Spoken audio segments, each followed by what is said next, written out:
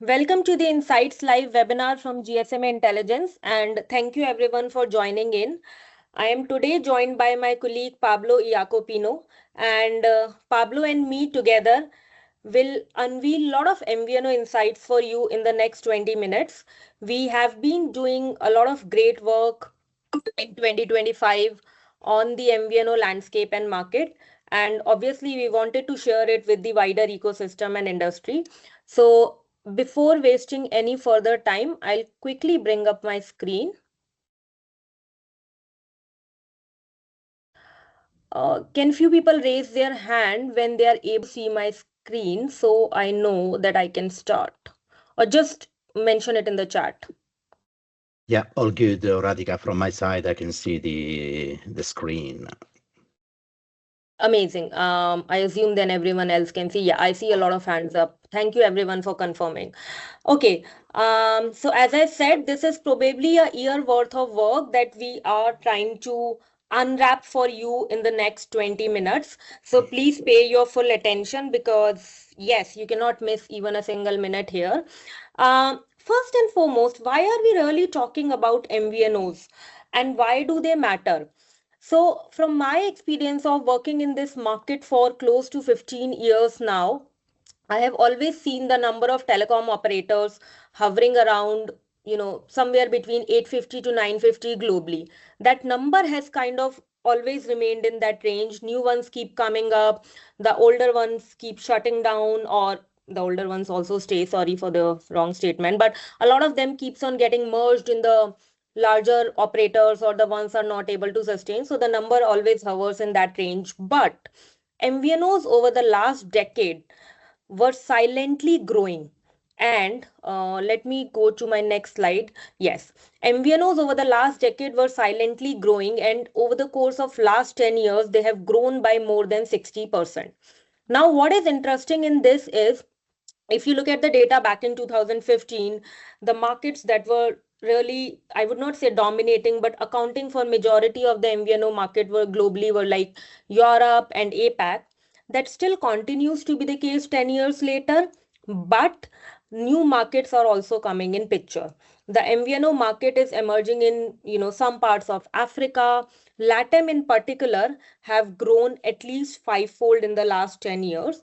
And there are a number of reasons that we can attribute to this growth, from regulatory changes or reforms to market structure and a lot of other things. For that, you will have to delve deeper into our full-fledged report. These are just few slides from the report.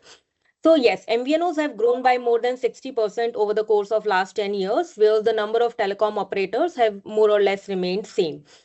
Surprisingly, as I said, that it's still the same set of regions, Europe, LATAM, APAC, accounting for that market. But if you look at the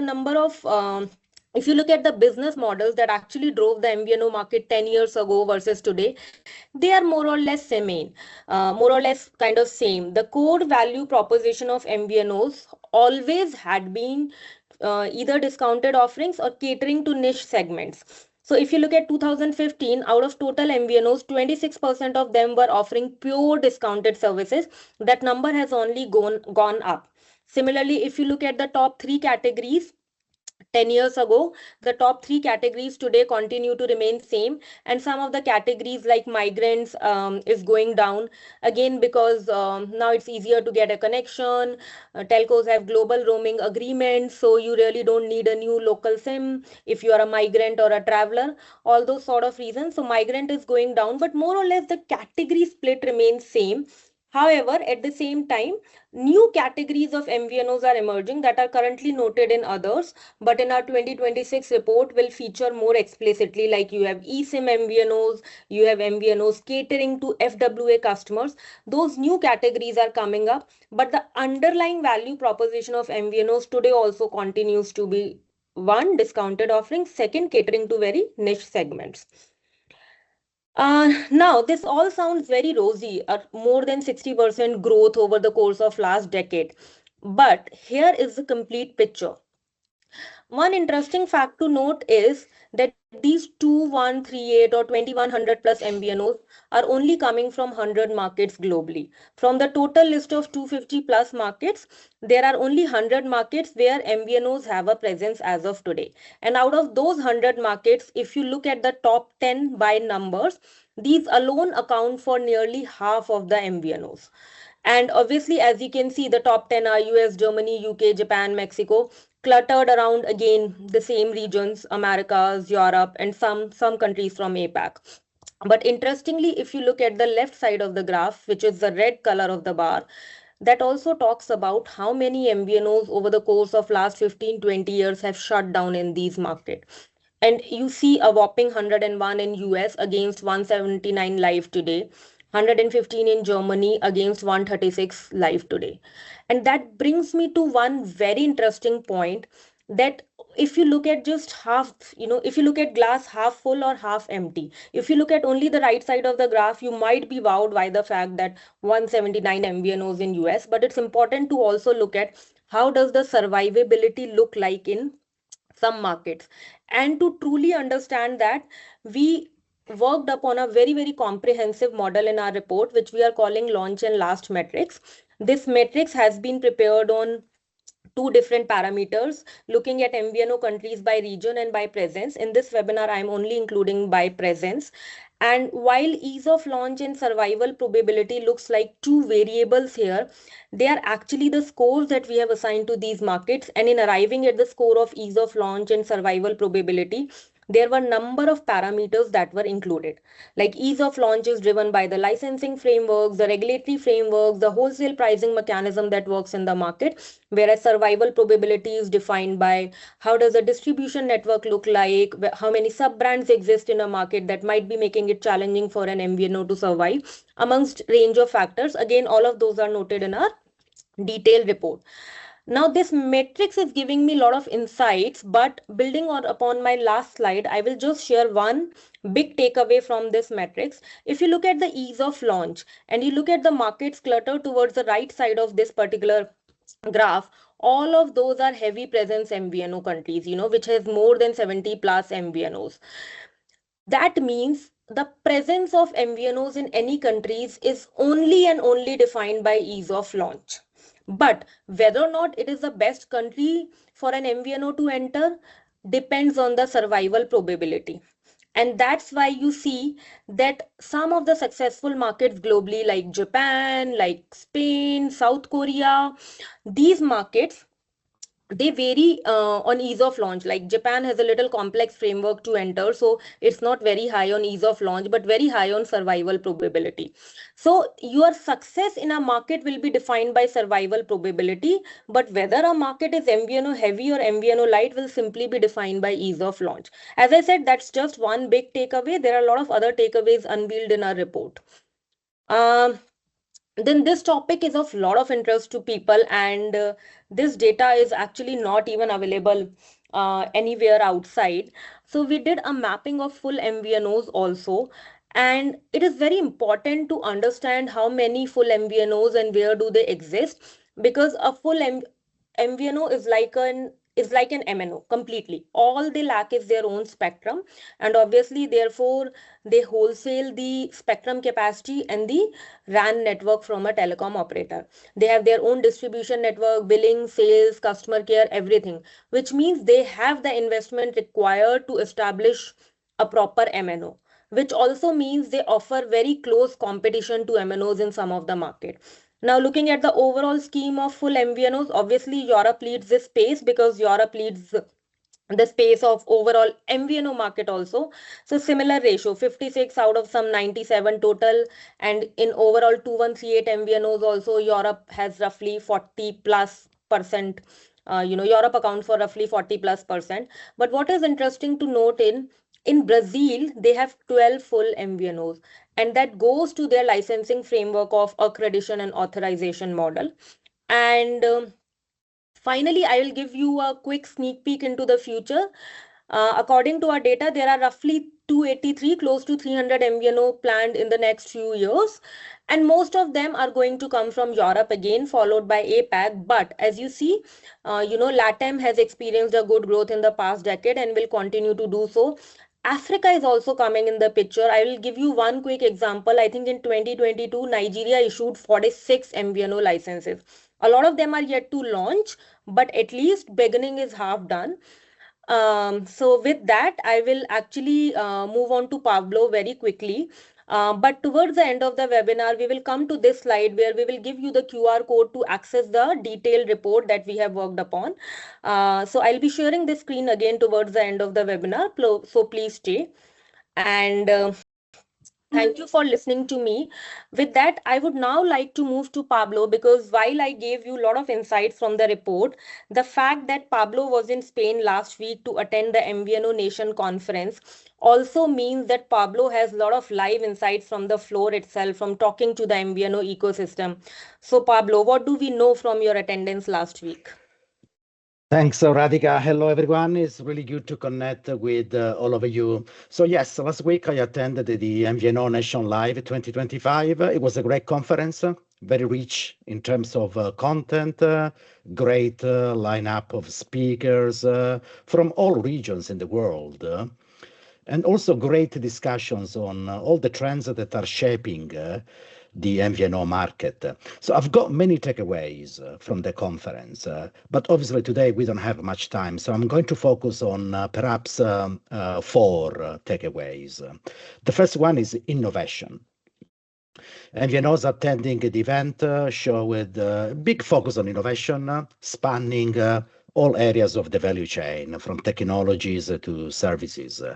So there was a clear focus on leveraging new technologies from eSIM to AI, 5G to drive service innovation.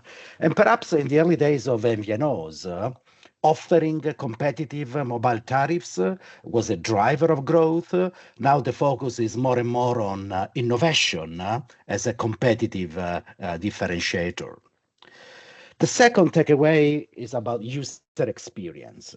User experience was a big focus at the event, with a general consensus that enhancing a user experience is super important to drive the next phase of growth. Whether it's a user experience when using mobile apps or mobile services or customer engagement, there were many speakers highlighting progress they are making on user experience and also the opportunity to do more in the future. Then digital brands, which is something that I really like. Digital brands is not a new concept. However, with the arrival of eSIM and artificial intelligence, the focus on digital brands is growing. And MVNOs are playing an important role. A growing number of MVNOs are launching new consumer propositions, targeting the digital consumer, targeting high-value customers. And what is really important is that last week there were discussions not only on how digital brands can help MVNOs generate subscriber growth, revenue growth, but also digital brands as a way to become more cost efficient, which I think is an important point. Last but not least, ecosystem collaboration. There was an incredible number of vendors showing their latest innovations across platforms, analytics, network infrastructure, and much more. That means that there is an ecosystem of vendors eager to support MVNOs, work with MVNOs to drive MVNO growth and provide the capabilities, some of the capabilities that MVNOs need to move to the next phase of growth and innovation. So really good conference, and I'm really glad I had the opportunity to join. So Radhika, let's talk about the future, 2026. In your opinion, what are some of the important trends to watch in 2026 in the MVNO market? Thanks, Pablo. And I think this is very interesting. While I was listening to you, I was also paying attention to some of the comments in the chat, some very interesting ones. So, some of the trends that I have noted and identified as part of my research, they overlap with what you also heard and discussed with the ecosystem players at your conference. Some of them new, purely emerging from data. So, something on the lines of like the adoption of eSIM. Data suggests that out of 2100 plus MVNOs, there are roughly 650 MVNOs already offering eSIM services. And out of those 650, there were some 56 MVNOs that directly launch with eSIM only services, only no physical SIMs for them. I think the adoption of eSIM is going to greatly help MVNOs with the distribution network, because then you don't need to worry about physical stores or partnering with different having different sort of channel partners. So we are going to see that a lot. We only have 642 MVNOs offering eSIM services right now. That number is going to go up in next few years hugely. Another trend that we really expect is on the lines of the growth opportunities that an MNO has. MVNO can leverage the same opportunities. So the digital transformation of industries unlocks a lot of B2B and IoT opportunities for MVNOs as well. And we have some data points backing this up in the report. The data points are also coming from our enterprise survey that we run every year. So we have those. I think roughly 7% of the enterprises noted that they are currently working with MVNOs on their digital transformation journey. So there's a lot of room for MVNOs to work with enterprises here. Another very interesting trend that I'm not sure how many people are talking about is, but we see it probably happening, is uh, unlocking the monetization opportunities that 5G offers. So you talk about network slicing opportunities, offering experiences, you talk about private networks. Um, with MVNOs, the core value proposition had been always discounted offerings or catering to niche segments majorly. I mean, there could be some more type of MVNOs, but majorly. But MVNOs here have an opportunity to actually offer experiences to niche segments. And they could also wholesale the entire network slice from MNO and build an experience and offer it to a target community. On similar lines, they could be the ones managing private network customers of MNOs. So rather than MNO building the private network for an enterprise, they could do it via MVNO. Those are the some opportunities and trends we expect. Then we also expect MVNOs to also, and some of them already do, but MVNOs to also enter into the bundling space, the convergent offering that telcos are already doing. So combining fixed broadband, pay TV, mobile, and OTT platform sort of services. And one thing that I couldn't really note in my presentation, and there were some of the questions in comments around this, some new markets are emerging. So someone did mention that Africa number is not correct. It could be the case yes, or it could be the case no, because I haven't showed all the data here. But in Africa we have seen some good progress in Uganda, Nigeria, and South Africa already does well in case of MVNO space. So we see new markets coming into picture like that. And I think most of these trends that I identified were around this. So yeah, new opportunities in B2B IoT space, eSIM, multiplay offerings, new markets coming up, monetizing the experiences that you can leverage from 5G networks. So all these sort of things.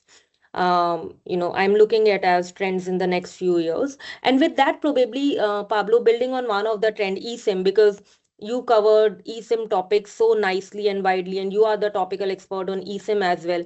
How do you see the role of eSIM playing up for the overall MVNO market and landscape? Sure, Radhika. So perhaps let's start with the state of the market on eSIM. As we all know, eSIM adoption in the consumer market has been slower than what we were expecting a few years ago for a number of reasons. However, in the last couple of months, we have seen two important milestones. Apple launching eSIM-only smartphones globally, and the Chinese operators launching for the first time eSIM service for smartphones. These two developments are super important because they will help accelerate adoption of eSIM in the smartphone market. That's why when we look at our statistics, global penetration of eSIM at the end of 2025 is 5%, although the US is already at 40% because of eSIM only in 2022. We expect a penetration of eSIM to double in 2026, from 5 to 10%. And this is driven by global growth as well as China. So what's the opportunity for MVNOs? I think there are various opportunities. One of the interesting statistics from your report, Radhika, is that there are already more than 600 MVNOs offering eSIM service. And more importantly, of these 642 MVNOs, 52 are eSIM only. So MVNOs are keen to leverage eSIM to launch eSIM only consumer propositions. So the concept of digital experience, a fully digital experience, the concept of digital brands. So opportunity eSIM as an opportunity for MVNO to raise the bar for digital brands and the digital experience. Travel eSIM, also a big opportunity. Successful use case, 45% year-on-year growth in the number of people using a travel eSIM globally. 45% is a significant growth. eSIM, also the other opportunity related to eSIM is eSIM as a way to streamline some of the manufacturing and the logistics costs. So it's not only about subscriber and revenue growth, but also cost efficiencies. And then obviously eSIM for IoT. We all know that, again, adoption has been slow in the last few years. However, with the new specifications released by the GSMA, the eSIM SGP.32 specifications, there is growing interest in leveraging eSIM for IoT. So it will be really interesting to see how MVNOs can implement eSIM to drive use cases around automotive, logistics, and utilities. And I think that also links somewhere to, unlocking the opportunities in the B2B space. So we were receiving that as a question and comment in the chat section. So, can you share more insights on B2B space? So I think this is a good example, leveraging eSIM as well as working with MNOs or enterprises directly to unlock those sort of opportunities that maybe few MVNOs currently are thinking about, but not a lot of them. But yeah, thank you so much for sharing your insights, Pablo, from the event and from your work on eSIM. And with that, I would bring up the report again for anyone to scan and download. As Abby noted already, that this report is only available because it's behind the paywall report. It's only available to our GSMA Intelligence subscribers. But if you are interested in the report, you can reach out to us at info@gsmintelligence.com, and then we can discuss the possibility of offering this report as one time or a GSM Intelligence subscription. Just give me a second. I'll bring up my screen again. Yes. So you can access the report from here. If your organization already subscribes to GSM Intelligence, all you need to do is just activate your account with your organization email domain, and then you can access this report. And if you don't have access already, you can reach out to us at info@gsmaintelligence.com, and we can discuss how we can enable the access for you via one-time subscription or via GSM Intelligence subscription. If you have more questions, you can also reach out to me and Pablo on our respective email IDs, rgupta@gsma.com, Pablo ka Iacopino@gsma.com. And with that, I really hope all of you enjoyed our insights from the MVNO study that we did in 2025. We'll be open to discussing more around the topic, so please feel free to reach out to us. And yes, keep an eye on the 2026 report that will go a lot deeper into trends like eSIM, FWA, analyzing countries in lot more detail. If when you will access the report, you will see that we only shared data and numbers here, but in our actual report we have done a lot of analysis on countries. So I could see in chat there were some concerns about respective countries not included. That's not the case. When you go into report, you will see a lot of country and deep insights into those countries, and we plan to delve further deeper into some of the countries on the positive side of things, as well as at the bottom of the list they are not doing anything in MVNOs altogether, versus some countries are making a lot of success. We'll be delving deeper into that in 2026 as well. And with that, I would like to thank everyone for joining us today. So, Radhika, I wanted to add a couple of things. So, in addition to further work on the MVNO tracker, we will also do a report on consumer behavior of MVNO customers. We have a consumer survey, so we will be able to look at how the consumer behavior of MVNO customers is changing, and comparisons with MNO customers. The other point that I want to make is that obviously we had a lot of questions today, so we will be able to answer all your questions by email. So we will reach out individually in the next couple of days to answer your questions. Thanks a lot. Thank you, Thank you. everyone. Thank you.